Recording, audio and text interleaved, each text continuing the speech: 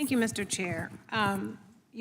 There's great irony in the title of this bill, Keep Violent Offenders Off Our Streets.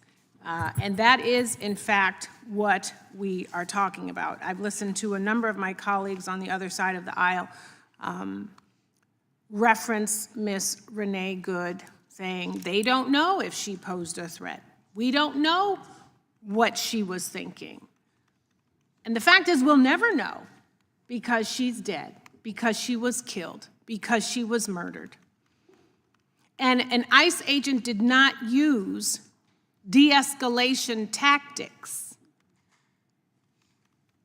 The ICE agent killed a prospective defendant, if you want to talk about bail, and she won't even get that because she is dead.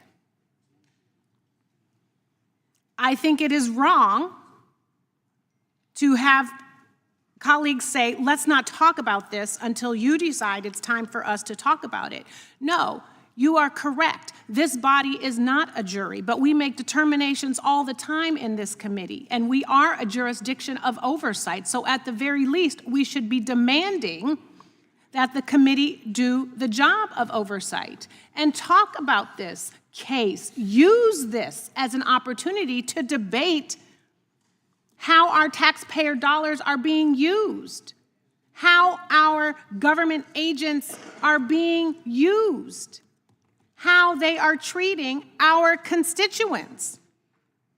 You know, Kash Patel didn't know who Dylan Roof was, but I do. He killed 9 parishioners in cold blood. You know what? Law enforcement agents didn't roll up in that church and kill him.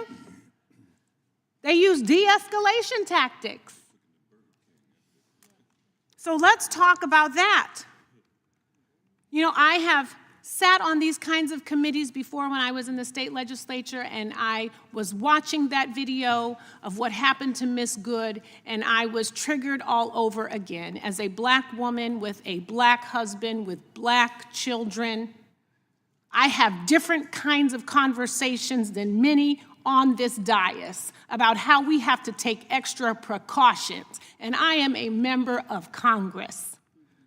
It is a fact that I have to take extra precautions in my family to make sure that my husband and my sons are not killed by law enforcement because of the color of their skin. And you know what that video showed us? Is that all Americans now have to take separate and extra precautions.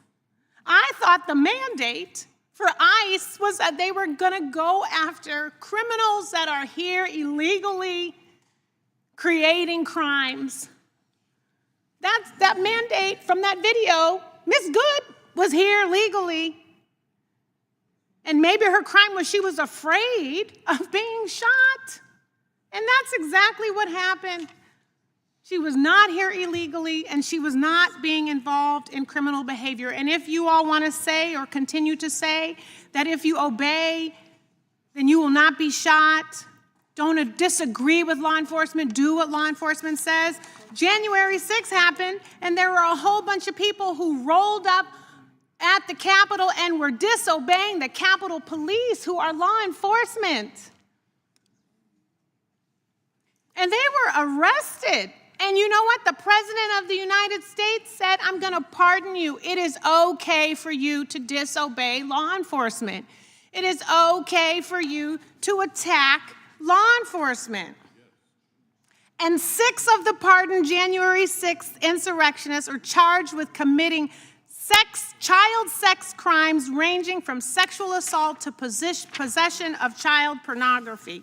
At least 33 January 6th insurrectionists pardoned by President Trump have been rearrested, charged, or sentenced for other crimes since January 6, 2021. So don't obey law enforcement, do what you want, and hope that you get pardoned. And this bill, Keep Violent Offenders Off Our Streets. You know, cash bail is not about guilt or innocence. It's not even about the crime. It is about your ability to pay for your freedom while you await trial. This bill goes against the sovereign rights of states. This bill says that we are going to tell your state, my state, how we govern our state criminal justice system. And ultimately it says if you can afford to pay the bail, you can have your freedom. Thank you, Mr. Chair, for granting me these extra 20 seconds, but I did want to make sure that I talk about this bill and why I don't support it, in addition to what has happened yesterday. Young lady yields back.